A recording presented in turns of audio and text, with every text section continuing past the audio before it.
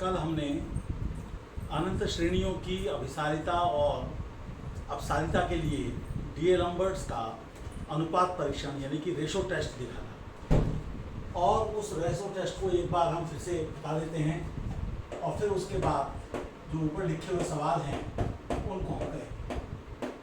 तो क्या था अनुपात परीक्षण? इसमें हमारे पास एक श्रेणी थी, अनंत श्रेणी, जिसमें कि एन पॉजिटिव था। यहाँ पर ये अंडरस्टूड होता है तो कुछ नहीं लिखा होता है।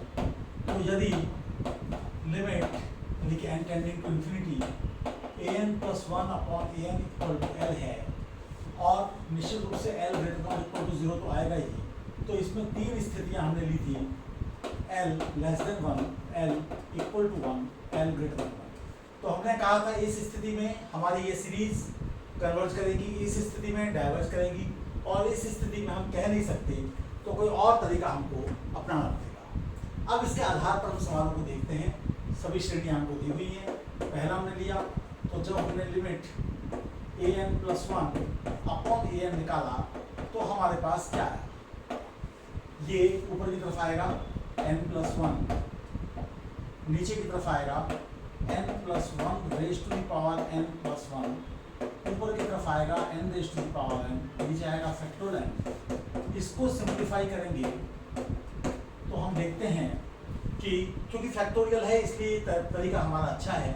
ऊपर की तरफ n प्लस 1 आएगा, एक कट जाएगा, और नीचे की तरफ 1 plus 1 by n raise to the power n ये रह जाएगा। क्योंकि इसको हम इसके नीचे लाएंगे तो ये हमारे पास स्थिति बचेगी, और ये हम जानते हैं कि 1 अपॉन e है लेस देन 1 है। इसका मतलब श्रेणी कन्वर्ज करती है, ये हम कह सकते हैं। दूसरे सवाल में यद्यपि कोई फैक्टर n नहीं आ रहा है, लेकिन मूल परीक्षण से भी काम नहीं चलेगा, क्योंकि जब पावर 1/n लेंगे तो यहाँ कठिनाई होगी। यहाँ वैसे आप तुलना परीक्षण से काम चला सकते हैं, क्योंकि n upon 1 plus 2 raise to the power n अगर आप लें तो ये छोटा है n upon 2 raise to the power n से, और इसे अगर मैं bn कह दूँ और फिर मैं bn प्लस 1 अपॉन bn निकालूं और उसकी लिमिटिंग वैल्यू निकालूं तो मेरे पास आएगा n plus 1 upon 2 raise to the power n plus 1, और यहाँ 2 raise to the power n, और ये जो है मेरे पास यहाँ लिमिट लगी हुई है, ये मेरे पास लिमिट हो जाएगी, नीचे की तरफ 2 हो जाएगा, ऊपर 1 प्लस 1 बाई n हो जाएगा, और ये 1/2 आ जाएगा। तो इसका मतलब ये है कि चूंकि वो 1 से कम है तो ये सीरीज हमारी कन्वर्जेंट है, तो उससे छोटी भी कन्वर्जेंट होगी, अर्थात ये भी कन्वर्जेंट है। तो सीधे हमारा अनुपात परीक्षण नहीं लगा, लेकिन थोड़ा सा हमें प्रयास करना पड़ा। अब हम कुछ आगे के सवालों पर चलते हैं। जैसे जैसे हम आगे की तरफ बढ़ेंगे वैसे वैसे थोड़ा सा हमारे सवाल मुश्किल होते हुए चले जाएंगे। अब तीसरा हम ले रहे हैं, उसमें हम निकाल रहे हैं लिमिट, तो हम निकाल रहे हैं A N plus 1 upon A N. तो ये तो आप बिल्कुल समझ ही लीजिए कि एक लंबा सा अंडर रूट आएगा, और यहाँ पर जो है नीचे वाला उल्टा होकर हो जाएगा। तो 2 raise to the power n plus 1 minus 1, 3 raise to the power n plus 1 minus 1, ये उल्टा होगा तो 3 raise to the power n minus 1, ये उल्टा होगा, ये आ जाएगा। अब हम इसकी लिमिट देखना चाहते हैं। तो आप ये देखिए कि नीचे आपके पास में 2 raise to the power n और 3 raise to the power n ये आ रहे हैं, 3 raise to the power n plus 1 आ रहा है। इससे आप ऊपर नीचे डिवाइड कर दीजिए, तो dividing by 2 raise to the power n और 3 raise to the power n ही कर देते हैं, कोई बात नहीं। तो ये हमारे पास कितना हो जाएगा, अंडर रूट में आएगा। आप इसको 2 raise to the power n से डिवाइड कर रहे हैं, तो 2 minus 1 upon 2 raise to the power n। इसको आप 3 raise to the power n से डिवाइड कर रहे हैं, तो ये आ गया। आप 3 raise to the power n plus 1 से भी कर सकते हैं, 3 minus 1 upon 3 raise to the power n आ गया, और यहाँ पर 1 minus 1 upon 2 raise to the power n। n tending to infinity पर ये हमारे पास 2/3 आ जाएगा, 1 से कम है, इसलिए ये श्रेणी भी अभिसारी होगी। ये बात हमें समझ में आती है। अब चौथे में हमको एक साफ साफ दिखाई पड़ रहा है कि हमारे पास हमेशा ये चीज़ 0 या 0 से बड़ी है, ये पॉजिटिव है, और चूंकि a1 हमारे पास पॉजिटिव है तो ये पॉजिटिव ही आते रहेंगे, और यहाँ पर साफ साफ an प्लस 1 अपॉन an हमको दिखाई पड़ रहा है। तो चौथे में सीधे ही जब हम an प्लस 1 अपॉन an की बात करेंगे, और a1 का 2 होने से फायदा ये है कि हम गारंटी दे सकते हैं कि हर एक कोई पॉजिटिव आएगा, तो ये चीज़ सीधे सीधे हमारे निकल आएगी। यानी यहाँ हमको सवाल ही ये इंगित कर रहा है कि आप अनुपात परीक्षण का उपयोग करिए। तो 1 plus sign n upon n, जब n इंफिनिटी की तरफ जाएगा तो ये फ्लक्चुएट करेगा 0 से 2 के बीच में, लेकिन ये इंफिनिटी को जाएगा तो पूरी वैल्यू 0 को जाएगी, लेस देन 1 है, इसलिए ये सीरीज भी कन्वर्जेंट होगी। हमें साफ मालूम पड़ रहा है। अब हम अगले सवाल पर आते हैं।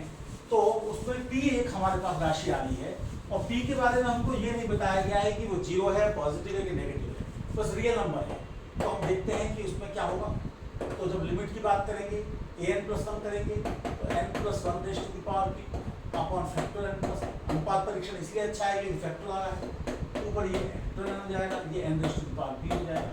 इसको सिंप्लीफाई करेंगे तो हमारे पास नीचे तो n प्लस 1 बचेगा, इससे ये कट जाएगा, ये चीज इसके अंदर आ जाएगी और ये 1 plus 1 by n raise to the power p।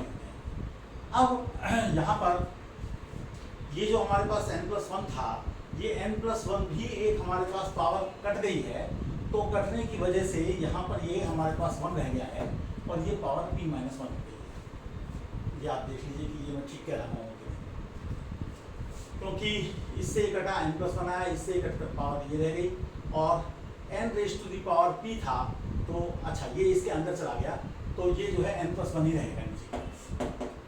अब जब हम n टेंडिंग टू इन्फिनिटी लगाएंगे तो ये क्या होगा, जब n इन्फिनिटी की तरफ जाएगा तो ये हमारी क्वांटिटी 1 की तरफ जाएगी और 1 की कोई पावर हो, वो कांस्टेंट क्वांटिटी है, वो 1 ही रहेगा और नीचे इन्फिनिटी है, 0 हो गया, लेस देन 1 है, इसलिए प्रत्येक p के लिए ये सीरीज कन्वर्जेंट होगी। छठे को लेते हैं। a के बारे में केवल ये बताया गया वास्तविक संख्या है, तो जब हम an प्लस 1 लेंगे तो n plus 1 raise to the power 3 plus a 2 raise to the power n plus 1 plus a, उल्टा होगा तो 2 raise to the power n plus a, नीचे की तरफ आएगा n क्यूब प्लस a। तो हम क्या करेंगे कि एक तो हम डिवाइड करेंगे n क्यूब से ऊपर नीचे और एक हम डिवाइड करेंगे 2 raise to the power n से ऊपर नीचे।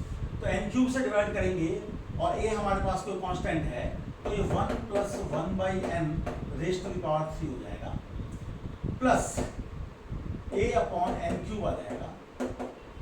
यहाँ पर हमारे पास नीचे की तरफ n क्यूब से डिवाइड करेंगे तो 1 plus a upon n cube आ जाएगा, और ऊपर की तरफ जब हम 2 raise to the power n से करेंगे तो 1 plus a upon 2 raise to the power n हो जाएगा, और नीचे की तरफ करेंगे तो 2 plus a upon 2 raise to the power n आ जाएगा। और ये जब लिमिट लेंगे n टेंडिंग टू इन्फिनिटी, तो ये ऊपर की तरफ हमारा 1 बचेगा, यहाँ 1 बचेगा, तो ये 1 आएगा ऊपर की तरफ, और नीचे की तरफ ये 2 बचेगा और ये 2 इस प्रकार से ये अभिसारी। तो ये श्रेणी भी हमारी अभिसारी होगी, हमने ये अनुपात परीक्षण से देख लिया। अब हम अगले प्रश्न की तरफ बढ़ते हैं। सातवें सवाल में x है और पॉजिटिव दिया हुआ है, तो देखते हैं कि क्या स्थिति बनती है। तो सातवें सवाल में जैसे ही हम n प्लस 1 अपॉन n निकालेंगे तो x raise to the power n upon n plus 1 square, यहाँ n स्क्वायर और यहाँ पर x raise to the power n minus 1। x positive है तो ये हमारे पास जो लिमिट बनेगी, या इसको लिमिट हमने नहीं लिखा है कोई बात नहीं, तो ये हमारे पास x upon 1 plus 1 by n का स्क्वायर हो जाएगा और ये अप्रोच करेगा x को। अब यदि x 1 से बड़ा है तो ये सीरीज डाइवर्जेंट होगी। x अगर 1 है तो हम कुछ कह नहीं पाएंगे, और x अगर 0 और 1 के बीच में है, क्योंकि 0 से बड़ा तो है ही, तो ये कन्वर्जेंट होगी। तो इस सीरीज का कन्वर्जेंट या डाइवर्जेंट होना ये x के मान पर निर्भर करता है। अब हम अगले पर आते हैं जो थोड़ा मुश्किल लग रहा है। तो उसमें हमारे पास an प्लस 1 क्या होगा, तो उसमें हमारे पास प्रोडक्ट आएगा और k इक्वल टू 1 से लेकर n प्लस 1 तक आएगा, और वहाँ पर हमारे पास k alpha plus 1 upon k beta plus 1 ये आएगा, और नीचे की तरफ प्रोडक्ट आएगा और k जो है वो 1 से लेकर n तक रहेगा, और यहाँ पर तो वही रहेगा k alpha plus 1 upon k beta plus 1। अब जब आप इसको प्रोडक्ट की फॉर्म में खोलेंगे तो शुरू के जो n टर्म्स है वो इसके शुरू के n टर्म्स से कट जाएंगे, और ये क्वांटिटी हमारे पास बन जाएगी k alpha plus 1 upon k beta plus 1। यहाँ पर n का कोई रोल अब नहीं बचेगा, क्योंकि आप देख सकते हैं कि अब हमारे पास स्थिति ये हो गई है कि ये क्वांटिटी आ गई है। तो मैं अगर चाहता हूँ कन्वर्जेंट के लिए, तो पहले बात तो ये अल्फा और बीटा पॉजिटिव हैं, तो ये तो पॉजिटिव रहेगा ही, और k भी यहाँ पर हम दे देते हैं कि k भी कोई पॉजिटिव नंबर, k जो है वो हमारा 1 से लेकर n तक था, तो k हमारा 1 से लेकर n तक था, तो जब k को हमने n+1 रखा तब ये चीज आएगी। तो यहाँ पर n+1 और यहाँ पर भी ये n+1। अब अगर मैं इसको ऊपर नीचे n से डिवाइड कर देता हूँ या n+1 से डिवाइड कर देता हूँ, तो अल्फा प्लस 1/n+1 और नीचे की तरफ भी β/1/n+1। तो ये क्वांटिटी अप्रोच करेगी अल्फा के, और अब अल्फा और बीटा के मानों पर डिपेंड करते हुए ये सीरीज कन्वर्ज या डाइवर्ज करेगी। यानी कि अल्फा अगर लेस देन बीटा है तो alpha by beta less than 1 आएगा, कन्वर्जेंट होगी।